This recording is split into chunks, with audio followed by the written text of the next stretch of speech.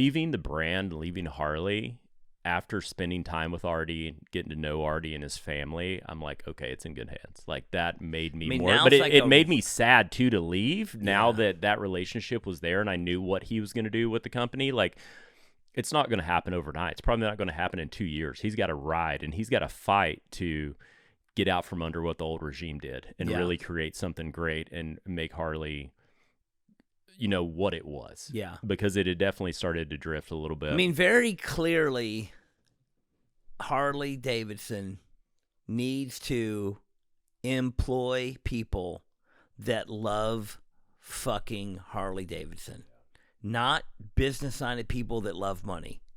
You need to employ people nowadays. Who love Harley-Davidson. Dude, there's so many because people. Because the fucking good word spreads it fucking self.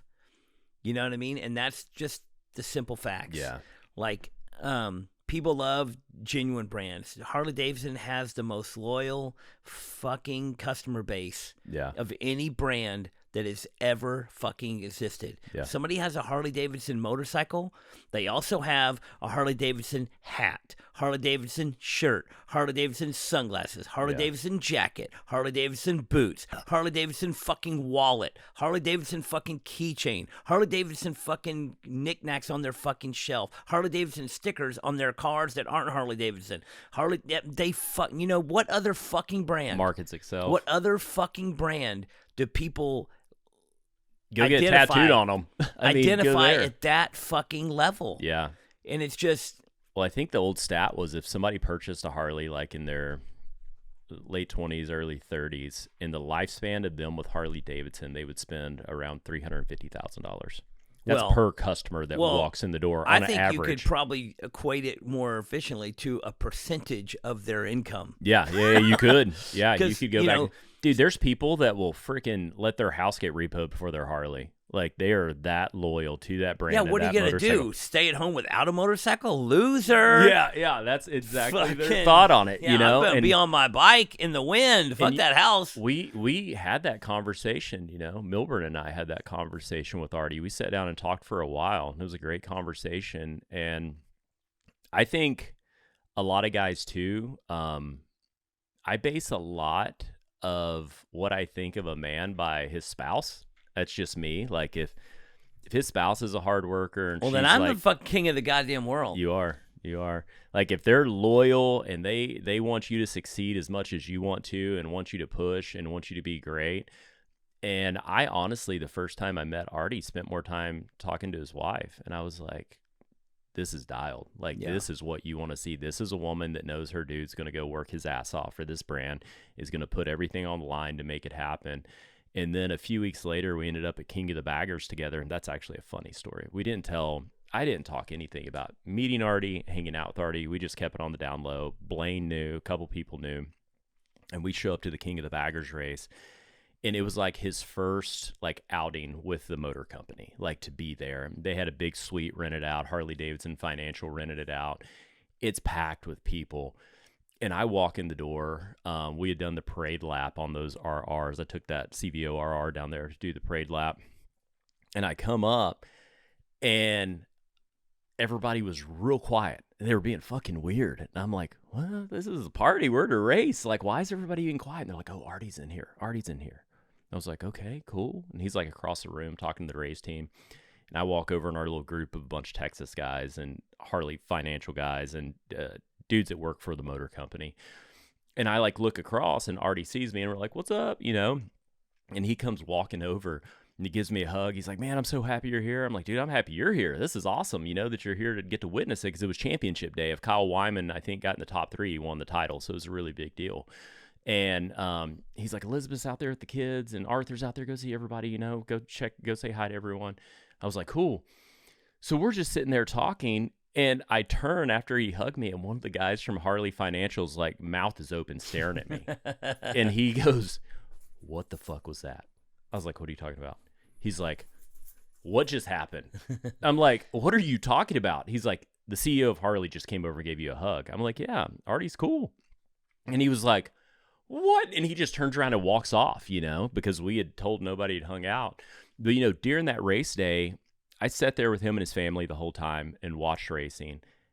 And he was asking all the right questions, and his wife was asking all the right questions. And it was so cool to see how into it they were. They're like, we need to know the details of this. Okay, those are Harleys right there. Yeah, that's a privateer team. They're running a lot of y'all's parts. It looks a lot like your bike, but that's a Saddleman privateer team. I was like, you, of course, are the factory team. You know who your guys are. They're there.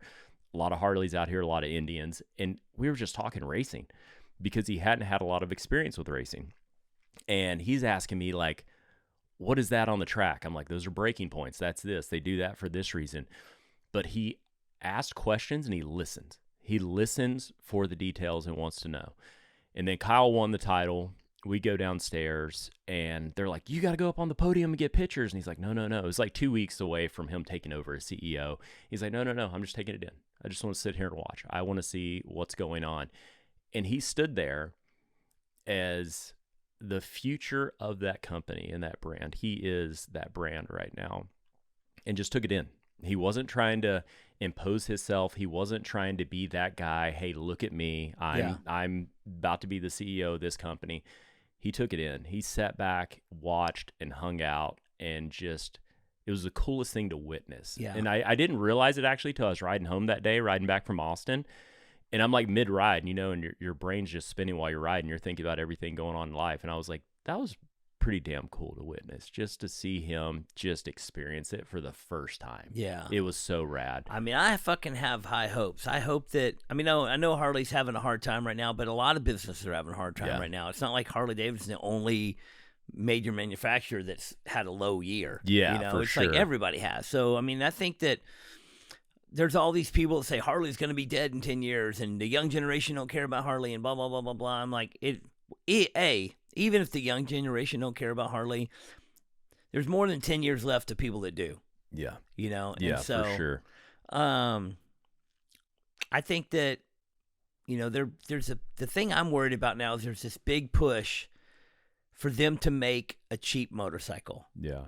And like, we need to compete with fucking, you know, you can go buy a brand new little shitty fucking Suzuki for $4,000. We need to make a shitty Harley you can buy for $4,000. Like, fuck that. No. Fuck that. You don't need.